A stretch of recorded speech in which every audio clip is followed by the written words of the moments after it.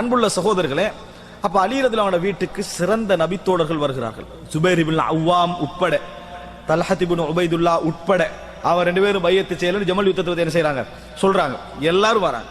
வந்து அலி ரலியல்லாஹு அன்ஹுடைய வீட்டுக்கு என்ன செய்யறாங்க, வந்து கதவு தட்டுறாங்க. அலி கதவை முடிச்சு வீட்டுக்குள்ள இருந்து வெளியே வரல. ஏன்னா அவருக்கு தெரியும் இப்ப கடைசிக்கு அந்த மசூரால மிஞ்சது யாரு, உஸ்மான் ரலியல்லாஹு அலி ரலியல்லாஹு அன்ஹு. இப்ப அடுத்து எனக்கு தான் என்ன செய்வாங்க, பைய செய்வாங்க. அதுதான் வீட்டுக்குள்ள போயிட்டு அப்ப என்ன, வீட்டுக்குள்ள போய் கதவை மூடினாங்கன்னா என்ன, வெறுத்தார்கள். எனக்கு இப்ப ஆட்சி வேண்டாம் என்ற இடத்துக்கு என்ன செய்தார்கள், அலிதான் வந்து விட்டார்கள். அப்ப வீட்டுக்கு வந்து கதவு தட்டுறாங்க, வெளியே வாங்கன்னு சொல்றாங்க. அப்ப அலி ரலியல்லாஹு அன்ஹு வீட்டுக்குள்ள கதவை திறந்து மக்கள் வந்து உட்கார்றாங்க. சிறந்த நபித்தோழர்கள் வந்து உட்கார்ந்தார்கள். கிளர்ச்சிக்காரலாம் வந்து உட்காரல, அப்படி ஒரு கண்ட்ரோல் இருக்கல. அப்படி அலி ரலியல்லாஹு அவர்களுக்கு சப்போர்ட்டா இருக்கவும் இல்லை. கிளர்ச்சிக்காரல வீட்டுக்குள்ள வந்து பேசினாங்கன்னு அர்த்தம் என்ன, உஸ்மான் கொல்றதுக்கு யார் சப்போர்ட் பண்ணிக்கிறாங்க, அலி ரலியல்லாஹு அன்ஹு அர்த்தம். இவங்க வந்து உட்கார்றாங்க. உட்கார்ந்த உடனே நீங்க தான் இப்ப அடுத்த கலீஃபா தகுதி பையத் செய்யணும் சொல்றாரு. இல்லை, அப்படியே நான் தான் இந்த இடத்துல பையத்து செய்யப்பட வேண்டும் என்றாலும் அது மஸ்ஜிது நபவியில் நடக்க வேண்டும். அது மஸ்ஜிது நபவியில் மக்களுக்கு முன்னால் நடக்க வேண்டும். ஆனா மக்கள் விரும்பல.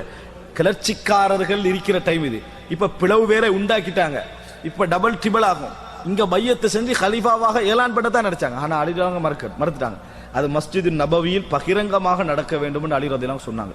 ஆனா அந்த இடத்துல உண்மையில் அலி ரலியல்லாஹு அன்ஹு அல்லாத ஒருவர் அந்த இடத்துல இருப்பாராக இருந்தால், ஒரு குறிப்பிட்ட சில நபித்தோழர்களை தவிர வேற யாரும் எடுத்திருந்தாங்கன்னு என்ன செஞ்சிடும் பிரச்சனை. அப்துல்லா இப்னு உமர் ரலியல்லாஹு எடுத்திருந்தா நிர்வாகம் சரியாக போயிருக்கும். ஜுபைர் இப்னு அவ்வாம், சஅத் இப்னு அபி வக்காஸ், இது போன்ற சில நபித்தோழர்கள். மற்றபடி யாருமே என்ன செய்யல, அந்த இடத்துல தகுதியானவர்கள் யாரும் இருக்கவில்லை என்பதை நாங்கள் புரிந்து கொள்ள வேண்டும்.